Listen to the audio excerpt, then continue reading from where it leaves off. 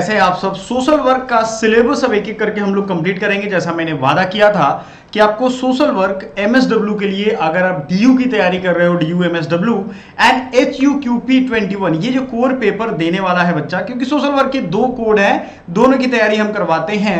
लेकिन चूंकि free classes का हमने वादा किया था, तो आपको फ्री में भी ये हमारे चैनल CUET PG पॉइंट पे मिल जाएगा। आइए शुरू करते हैं। ये देखेंगे हम लोग वीडियो कि सोशल वर्क HUQP 21 में पहला कौन सा यूनिट है। क्योंकि यूनिट वाइज हम लोग स्टार्ट करेंगे। We will deal each every core aspect of this syllabus. Family marriage neighbourhood ये फर्स्ट यूनिट में है। इसका पूरा डिटेल सिलेबस हमने अपलोड कर दिया है। Please go and watch in your respective playlist, right. So just move forward. सबसे पहले मैं आपको बता दूं कि आपका जो ये सिलेबस होगा, ये थॉरोली जिस तरीके से डिजाइन किया गया है वही चीज हम पढ़ाएंगे। हिंदी और इंग्लिश दोनों में होगा और रेगुलर ये क्लासेज आएंगी एक डिफरेंट टाइम पे। सो आपको चैनल सब्सक्राइब कर लेना चाहिए। सो फैमिली भाई होता क्या है, बहुत सारे बच्चे ऐसे होंगे जिनको ये नहीं पता होगा फैमिली के बारे में, तो उनको हम बता दें। Family is a group of persons directly linked by कीन कनेक्शंस। देखो, एक परिवार जो है ना, व्यक्तियों का एक समूह होता है जो सीधे रिश्तेदार या नातेदारी संबंधी से जुड़ा हुआ होता है। आप सोचते हो ना, ये हमारे संबंधी है, रिलेटिव है, ये हमारे बड़े हैं, ये छोटे हैं, ये सब मिलकर के फैमिली बनाते हैं। लेकिन एक्चुअली फैमिली में कुछ तो कोर प्रिंसिपल्स होते हैं, कुछ कोर वर्क होते होंगे, कुछ तो होता होगा जिसके वयस्क सदस्य बच्चों की देखभाल की जिम्मेदारी लेते हैं। आपने फैमिली में एक चीज कॉमन देखा होगा, जो बड़े हैं वो जिम्मेदारी लेते हैं बच्चों को पालने का, उनके नर्चरिंग का, उनके नरिशमेंट का, इन सब चीजों का वो जिम्मेदारी लेते हैं। लेकिन आपने ये नहीं सोचा होगा, शायद कहीं देखा होगा कि ऐसा नहीं होता है। मतलब बच्चे काम पे जा रहे हैं और बड़े जो है 20-25 साल के वो घर में आराम कर रहे हैं। ऐसा शायद ही आपने कहीं देखा होगा। कुछ फैमिली आपको मिल जाएंगे जो निकम्मे नकारे टाइप लोग होते हैं सोसाइटी में। लेकिन फैमिली का मतलब है जो रिस्पॉन्सिबिलिटी निभाए। समझ में आया बात? आगे बढ़ते हैं। ये बहुत बेसिक सा डिफिनेशन हमने आपको डिफाइन करके बता दिया। अगला है, फैमिली के कुछ टाइप्स होते हैं जो आपसे पूछा जाएगा। न्यूक्लियर फैमिली, जो कि आजकल होता है मैक्सिमम केस में। Husband, wife and their biological children live together. Biological मतलब उनके अपने शरीर से, मतलब आप समझ लो कि ओरिजिनल हस्बैंड एंड वही पति पत्नी हो और उनके बच्चे। ओरिजिनल इन द सेंस कि जैसे बहुत लोग होते हैं सरोगेसी करते हैं या बहुत सारी चीजें हैं, तो उस सब केस में नहीं, ठीक है। क्योंकि सरोगेसी में दूसरा कोई बच्चा डिलीवर करता है और फिर वो जो ओरिजिनल पेरेंट होते हैं उनको दे देते हैं। तो न्यूक्लियर फैमिली में ये सीधा समझो हस्बैंड, वाइफ और उनके बच्चे। ज्वाइंट फैमिली में क्या होगा, मतलब एक पिताजी उनके 4 बच्चे हैं, तो सारे बच्चे और उनकी पूरी फैमिली रहेगी, तो इसको ज्वाइंट फैमिली कहते हैं। Multiple families unite live together sharing A kitchen and economic source. उसमें क्या होगा, जो पिताजी जब तक जिंदा हैं तब तक वो सारे पैसे कमा करके उनको ला करके देंगे। एक्सटेंडेड फैमिली क्या होता है, may appear to be small independent units but they function as one family with shared decent.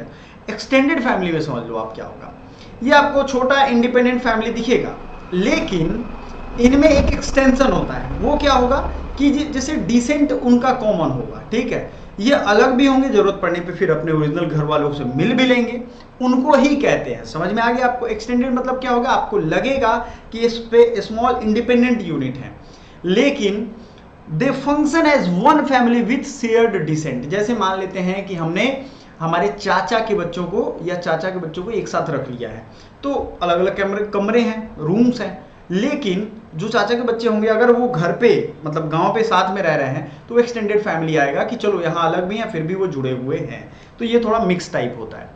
किनशिप्स क्या होते हैं, किनशिप भी आपके सिलेबस में है। किनशिप को समझ लो जरा। किनशिप की कुछ खासियत होती है। Kinship ties are connections between individuals established either through marriage or through the lines of descent that connect blood relatives. देखो, रिश्तेदार या नातेदार जो होंगे ना, किनशिप का मतलब यही होता है, जो हमारे ब्लड रिलेटिव्स हैं, जैसे मदर, फादर, सिबलिंग्स, ऑफस्प्रिंग, ये सब। आपके ये नहीं हुआ कि उनके दादा के नाती के, फूफा के, मौसी के, ये जो है हमारे किनशिप में आएंगे, नहीं, वो रिलेटिव में आएंगे। समझ में आया? किनशिप जो हमारे ब्लड से जुड़ा होगा। आगे अब जैसे जैसे बढ़ोगे ना, उसमें family of orientation, family of recreation पढ़ना होगा। इसका कॉन्सेप्ट किसने दिया, ये सब कुछ हम आपको पढ़ाएंगे। आपको लोड लेने की जरूरत नहीं, विथ अंडरलाइन मटेरियल आपको अंडरलाइन करके भी सारी चीजें बताएंगे। वीडियो बस लाइक कर दो अगर ये सेशन कंटिन्यू चाहते हो तो। मैरिज के साथ क्या दिक्कत है? दिक्कत नहीं है, मतलब मैरिज के साथ लार्ज वैरायटी ऑफ फॉर्म्स की दिक्कत है। मैरिज बहुत प्रकार के होते हैं, हमारे शास्त्रों में भी 8 प्रकार के मैरिज की बात की गई है। 8 तरह के विवाह होते हैं, जिसमें गंधर्व विवाह है ना, आर्ष विवाह, बहुत तरह के विवाह है। तो वो आपको कमेंट करके बताना है, गूगल पे सर्च करो 8, जिसमें लव मैरिज भी है, अरेंज मैरिज भी है, ठीक है, प्री अरेंज लव मैरिज भी है, तो ये सारी चीज है उसमें, ठीक है। और उसमें टैलेंटेड लोगों की भी शादी होती है, तो उसके भी अपने प्रकार हैं। बट आपको 8 वो नाम कमेंट करना है, क्योंकि ऐसे आपका भी रिवीजन होगा, जस्ट फॉर योर होमवर्क। मेरे यहाँ पढ़ोगे तो एक्टिव लर्निंग पढ़ो, मुझे सीरियस लोग चाहिए, वो फालतू के लोग नहीं चाहिए जिनको कोई मतलब ना हो, क्योंकि मैं सीरियस हूं। आप सीरियसली मुझसे सच्ची बात के लिए अगर बोलोगे कि सर ये खराब है वो ठीक है, तो मैं उस पर फॉलो अप करूंगा, एक्शन लूंगा, ठीक है। बात समझ में आया? So marriage has a large variety of forms. These forms can be identified on the basis of numbers of partners. देखो मैरिज का बेस क्या होता है? नंबर ऑफ पार्टनर्स कितने हैं? आपने देखा होगा हस्बैंड एक, वाइफ एक, तो सीधा मतलब है। लेकिन इसमें बहुत बार होता है हस्बैंड की संख्या ज्यादा होती है, बहुत बार होता है ऐसा पत्नी की संख्या, वाइफ की संख्या ज्यादा होती है। तो इनमें कुछ रूल्स होते हैं। In terms of number of partners, they can legitimately enter into matrimony. We have 2 forms of marriage, namely monogamy and polygamy. अब भाई विवाह के अनेक रूप होते हैं। हिंदी वाले हो तो हिंदी में देख लेना, आपको ये जो हमारा मटेरियल है, यानी स्टडी मटेरियल जो आप पढ़ रहे हो, अगर ये चाहिए, क्योंकि अच्छे से ये हैंड रिटन रेडी किया गया है, आपको यूनिट वाइज पूरा सिलेबस कवर करवा के हम देंगे, और उसकी प्राइस बहुत ज़्यादा है भी नहीं। हमारा एप्लीकेशन है, डिस्क्रिप्शन में एकेडमी पॉइंट, आप जाकर के चेक कर सकते हो। Marriage can be defined as a socially acknowledged and approved sexual union between 2 adult individuals. When 2 people marry, they become kin to one another. देखो मैरिज को क्या कैसे डिफाइन कर सकते हो? अब बहुत लोग सोचेंगे मैरिज मतलब करके कोई तो ऐसा है नहीं कि वो मतलब मैरिज भी कर लिया और सेक्सुअली वो इन्वॉल्व ना हो। तो इसमें क्लियरली ये डिफिनेशन में दिया गया है कि marriage can be defined as a approved sexual union. Approved मतलब भाई देखो लोगों की सहमति होती है। आजकल आपने सुना होगा कोर्ट कचहरी में भी जो शादियां होती हैं उसमें भी भाई 2-4 गवाह हैं तो उनकी सहमति है, सोसाइटी की थोड़ी बहुत सहमति है, लॉ की सहमति है। जो पूरी अरेंज्ड मैरिज हो रही है उसमें तो पूरी समाज की सहमति है, समझ रहे हो। उनका सेक्सुअल यूनियन करवाने के लिए ही शादी करवाया जाता है, एक तरीके से मैं बोलूं अगर तो ये अप्रूव्ड है, ये लिखा हुआ है, आपको ज्यादा दिमाग दौड़ाने की जरूरत नहीं है। When 2 people marry, they become kin to one another. अब शादी किया उन्होंने तो वो एक दूसरे के क्या हो गए? रिश्तेदार, नातेदार हो गए। देखो नातेदार और रिश्तेदार में अंतर मैंने समझा दिया पिछली बार, है ना। तो मैरिज बॉन्ड जो है उनमें वो कैसे होगा?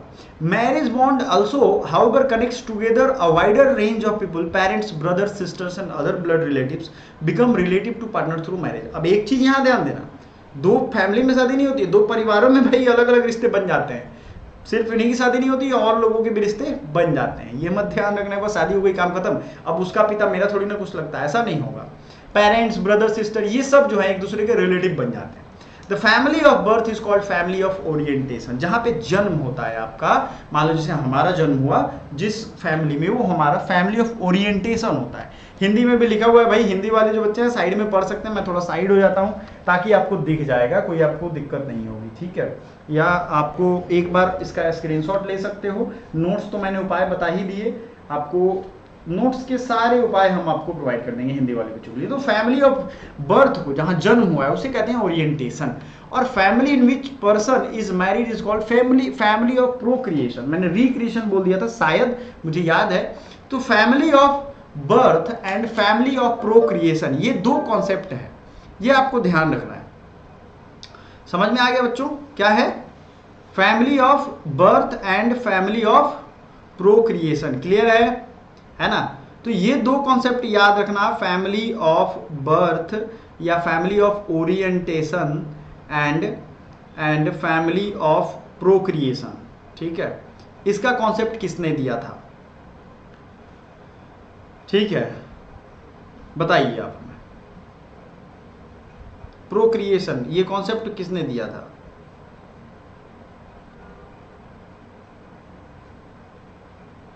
मर्डॉक, ठीक है, इनका नाम था मर्डॉक ने ये दिया था, ठीक है। मर्डॉक याद रखिएगा, MURDOCK, ठीक है। मर्डॉक ने दिया था ये 2 थ्योरीज, मतलब इसमें किसका क्या नाम होगा आप समझ लो। The kin who are related through blood are called consanguineal kin. जो खून के रिश्ते हैं ना उनको कहते हैं क्या? कंसैंग्विनल, मतलब अपने, कहते हैं ना भाई अपना खून है, पुकारेगा एक दिन, तो ये ब्लड वाले रिलेशन को कंसंग्विनल कीन कहते हैं। While the kin who are related through marriage are called affines. जो शादियों से जुड़े हुए हैं, जो शादी से बच्चे जुड़े हुए हैं, उनको अफाइंस कहते हैं। मान लो जैसे भाई मेरे पिता और मैं कंसंग्विनल में आएंगे, लेकिन शादी जिससे हुई वो हमारे किस तरीके से जुड़ेंगे, वो मैरिज के थ्रू जो जुड़े वो अफाइंस हो गएंगे। उनका भी अलग अलग नाम है। जो हमारे घर वाले हैं उनको कंसंग्विनल कीन कहेंगे। रिश्तेदार तो दोनों है, नातोदार तो दोनों है, लेकिन एक के लिए अफाइन वर्ड यूज होगा और दूसरे के लिए, उसमें आप हिंदी में कह सकते हो सगे संबंधी, नातेदार, है ना, यही चीज होगा। The kin who are related through blood are called consanguineal kin, while the kin who are related through marriage are called affines. As we move on to the next section on work and economic institutions, they will, ये हम लोग आपको बताएंगे कि क्या इसकी कहानी है। मैरिज में आते हैं, थोड़ा एक चीज समझो आप कि मैरिज में मोनोगेमी और इंडोगेमी की हमने बात की थी, ठीक है।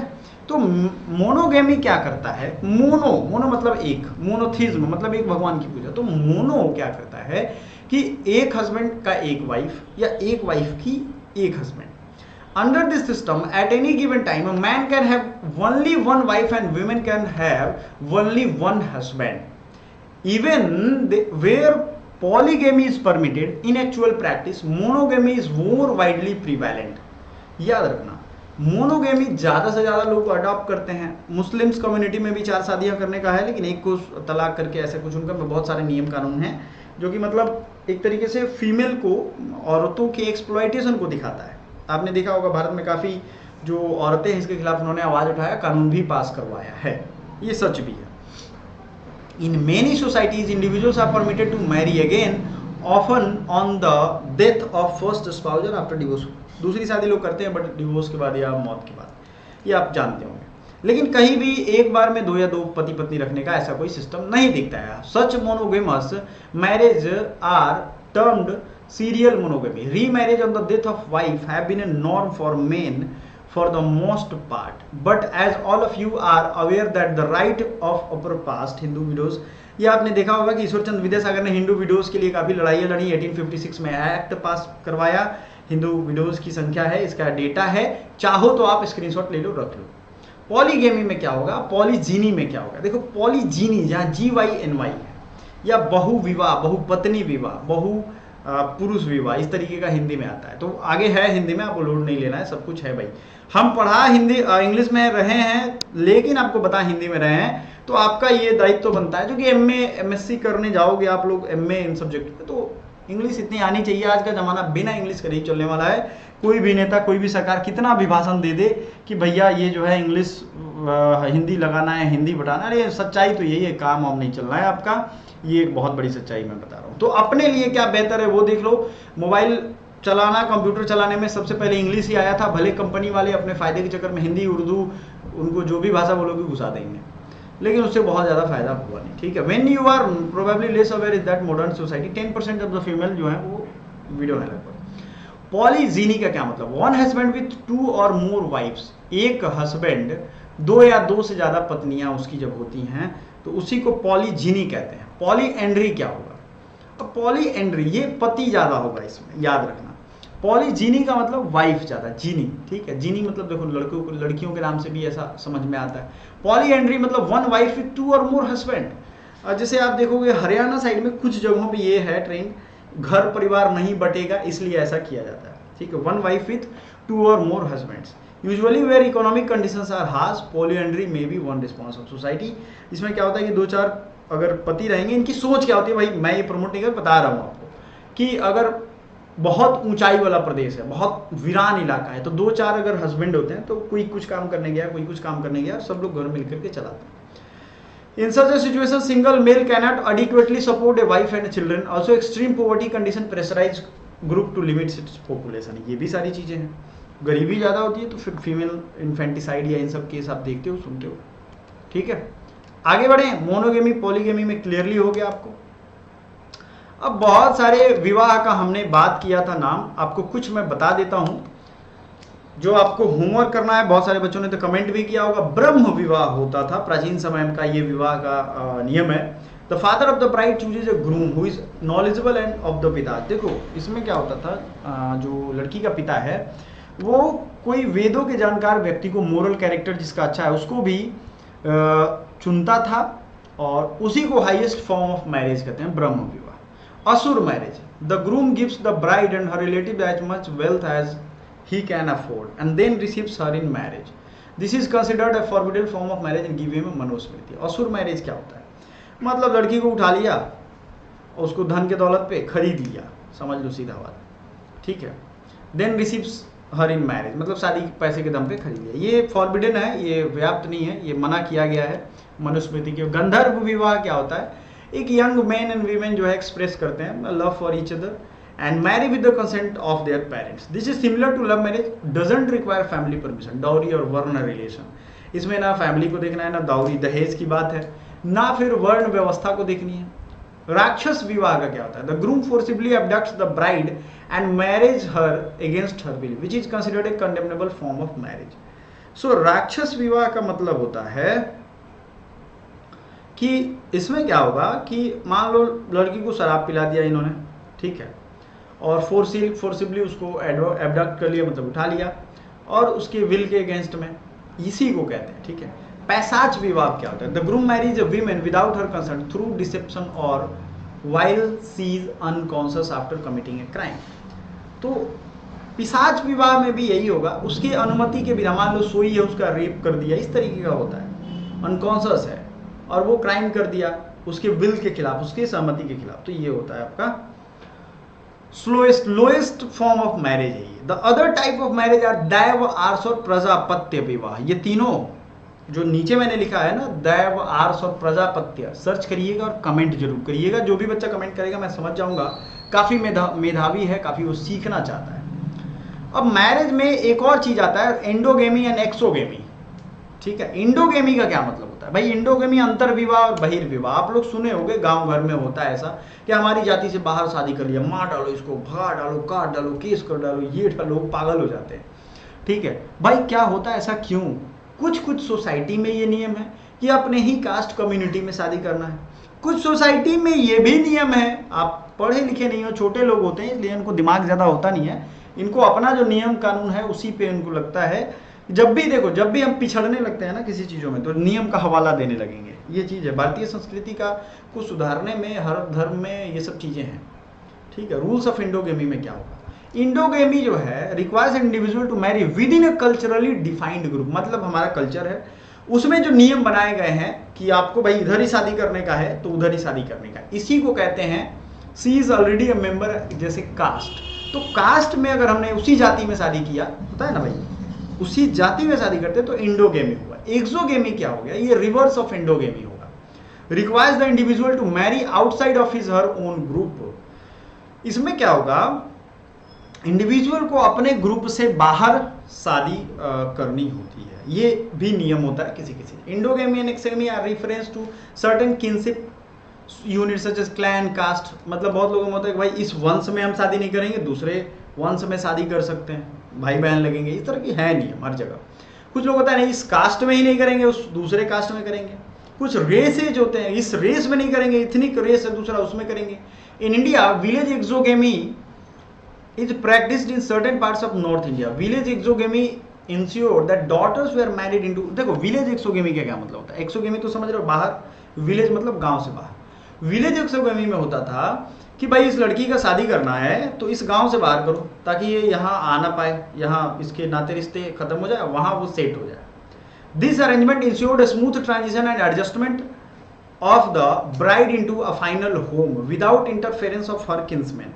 There are geographical distance plus unequal relationship in patrilineal system. देखो ये तभी किया जाता था, आपने पढ़ा ना, affine family of affine and family of क्या? मैरिज। मैरिज वाले को क्या कहते हैं? फैमिली ऑफ ब्लड वाले को क्या कहते हैं? ये सब आपने अभी पढ़ा है जस्ट। तो ये अरेंजमेंट किया गया था कि भाई स्मूथली वो कहीं चली जाए, वहाँ पे रहे, वहाँ एडजस्ट हो जाए उनके सिस्टम में। The geographical distance plus the unequal relationship in the पैट्रिलिनियल system. अब जो पिता के जो वंशज होंगे वो वहाँ रह जाएंगे जहाँ से उसकी शादी हुई थी, मतलब मायका उसका। कभी कभार आएगी, धीरे धीरे वो इसकी यादों से मिट जाएगी और वो वहीं के होकर रह जाएंगे। आप देखो, अगर आपने देखा होगा घर पे आपकी मम्मी बहुत बूढ़ी अगर हो गई होंगी तो वो मायका नहीं जाती हैं, उनको लग जाता है कि अब भाई मेरा यही जगह जो है वो नया हो जाता है, यहीं एडजस्ट हो गए हैं, मम्मी पापा बच्चे और सारा मेरा खानदान अब यहीं चलेगा, है ना। Thus parting from natal home and sad occasion the theme of folk song. इसीलिए विदाई होती है तो बहुत लोग रोते हैं, देखते हो आप। सबसे बड़ा हर चीज़ का रीज़न है, क्योंकि उनको लगता है कि भाई अब कितना भी आए ये तो हमारा अपना घर रहेगा नहीं। ये मतलब जहाँ के रूल्स हैं उनके बारे में हो रही है बात। यही चीज़ मैंने हिंदी में कर दिया है, चाहो तो स्क्रीनशॉट ले लो।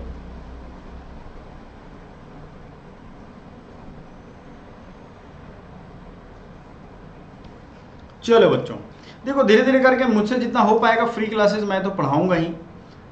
अगले सेगमेंट में हम लोग एनसीईआरटी के वो चैप्टर्स भी देखेंगे इसी चैप्टर से रिलेटेड, और उसके भी कुछ एक्सर्प्स, उसके भी कुछ उदाहरण रखेंगे ताकि आपको समझ में बेहतर आए और आपको ये सिलेबस भी जान पहचान का लगे। तो करना तो पड़ेगा भाई। देखो एडमिशन लेना है, अच्छी जगह प्लेसमेंट वगैरह लेना है, क्योंकि मैंने 3 साल आपको मालूम है हेल्थ डिपार्टमेंट में जॉब लिया था और वो वहीं से प्लेसमेंट लिया था। एमएसडब्ल्यू में ऑल इंडिया रैंक 1 है मेरा, ये सब चीज़ आपको पहले से पता होगा।